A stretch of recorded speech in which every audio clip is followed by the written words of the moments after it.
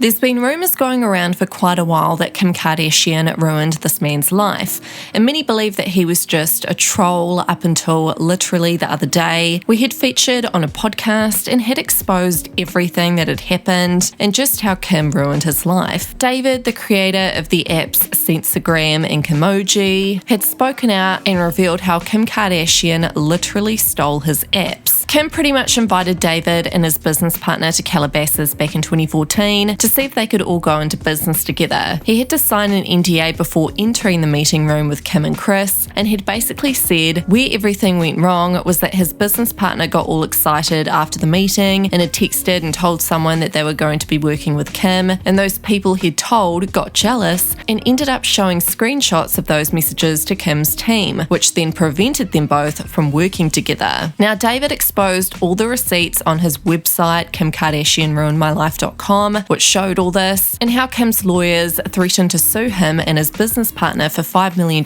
each if they didn't hand her the rights to those two apps that they'd made, all because this man, David's business partner, got excited and told someone that he was excited to be working with Kim Kardashian. So that was very shady and sneaky behaviour of Kim and Chris. David also explained that he's a father and was severely depressed at the time because he thought that he and his partner were in the wrong, but that was not true at all. It turns out Kim and Chris were, and they got their lawyers to try F over these guys, and they'd succeeded. So here is David, years later, out here exposing the truth and what exactly went down. Over on the website David had made, he'd exposed it all. He'd said, "Hi, I'm David Levinson. You may have noticed the lawsuit I filed in the news a few years ago. I've had a few people ask me why one nightmare of a business deal with Kim Kardashian eventually led me to sleeping in my car. So let me explain. Back in 2014, I was a successful entrepreneur who was heavily invested in a few technology projects. I was the co-founder of an app called Sensagram, an app that automatically removed spam and unwanted comments on social media.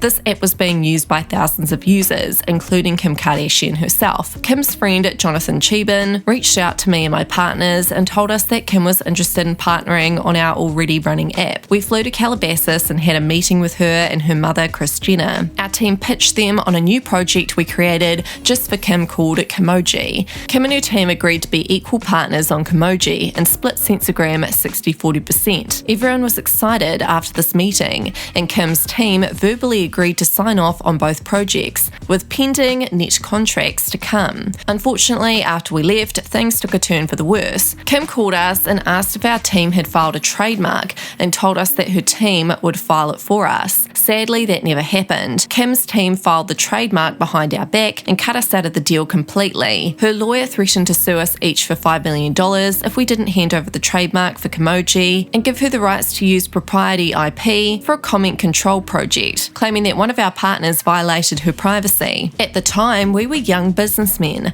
and scared to lose our life savings, investments, and families. Attorneys later discovered that this privacy violation was inapplicable, but it was already too late. Kim ended up launching Kimoji and made millions on the app. My partners and I never saw a single dollar.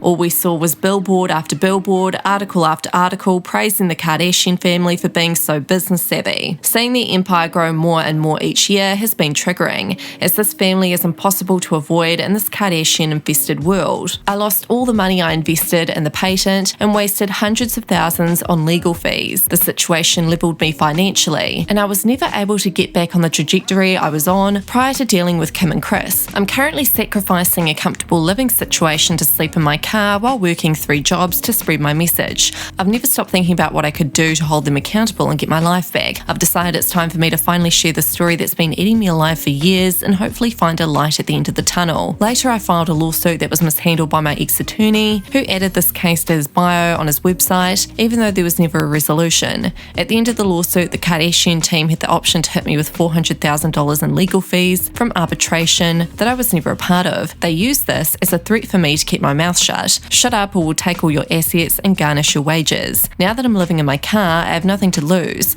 I don't care if they come after me financially, there's nothing left for them to take. They won't come after me for the $400,000 in legal fees if I keep my mouth shut, but silence is no longer an answer. Further along on the website it states, Kim and Chris in the most blatant ideas theft yet. I'm building the site on my iPhone and trying to gain momentum for this in my spare time while working 2 jobs and camping in my car. Please share. There are quite a few exhibits of evidence. I'll add a whole section to the site for emails, texts, screenshots, original art for emojis, a recording, and over 20 individuals that had involvement and be witnesses. This all started back in 2014 when Kim Kardashian was the user of an app I co-founded called Sensagram, which was available in multiple app stores. Sensagram was the first app to allow users to add keywords, emojis, or phrases and automatically remove unwanted comments from the Instagram app. Kim Kardashian, being a large public figure, obviously had a need for this application. One day, I received a message from her close friend, Jonathan Sheevan, who told me that Kim was interested in partnering on our already running app and interested in possibly being the face of it. Kim then reached out to me by phone to discuss being a potential partnership. Our team was invited to Calabasas to meet with Kim, her mother Kris Jenner, and their attorneys to discuss how we could move this partnership forward. After verbally agreeing to a 60-40% split, us/them, for Sensagram, we pitched them another idea based on other projects we already had.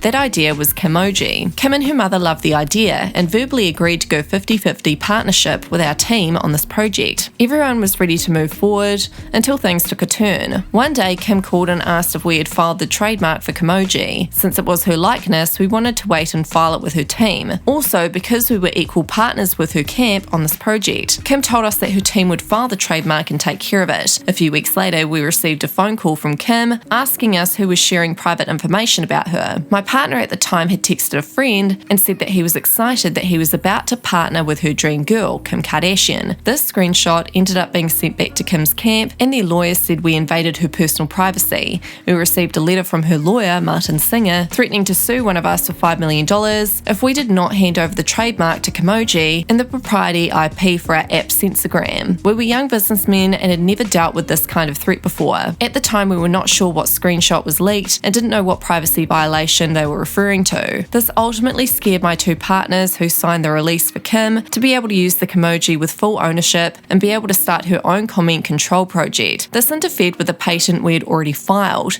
However, I did not sign the release to Kim, as I felt there was something suspicious about the whole thing and felt this could have been handled very differently. Kim went on to make millions off this app, an idea that she stole from my partners and I. I ended up losing everything, including my hard-earned money and investments I'd put into Sensagram. So, what are your guys' thoughts on all this drama? Do you think Kim will get sued? Let me know in the comments, and don't forget to subscribe for more juicy tea.